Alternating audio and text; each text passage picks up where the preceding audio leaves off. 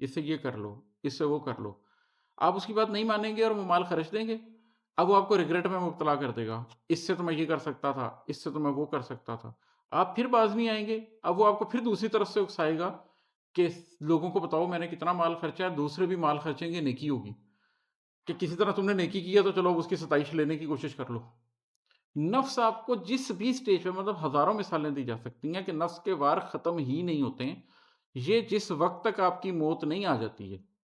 اس وقت تک آپ کو یہ احساس رہتا ہے کہ نفس کسی بھی ٹائم حملہ کر سکتا ہے، اور اسی لیے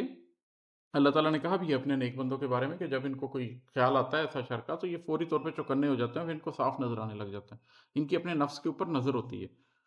تو نفس کے وار کس قدر ہیں بتا، کتنے وار ہیں نفس کے، سمجھ اس بات کو۔ ہم بھی تیار کس قدر ہیں بتا، کیا ہم اتنے تیار ہیں کہ نفس کے پہلے وار سے بچ جائیں گے، یا اتنے تیار ہیں کہ دوسرے سے بھی بچ جائیں گے، یا اس سے تیار ہے کہ تیسرے سے بھی بچ جائیں گے؟ کبھی وہ کھل کر آئے گا، کبھی وہ باریک واردات ڈالنے کی کوشش کرے گا، کبھی وہ اس طریقے سے آئے گا کہ ذرا سا بھی آپ صاحب علم ہیں، صاحب نظر ہیں تو پہچان لیں، کبھی وہ ایسے آئے گا کہ آپ خود حیران رہ جائیں گے کہ اس نے مجھے نیکی کے لبادے میں لپیٹ کر کس طریقے سے برائی کروانے کی کوشش کی ہے۔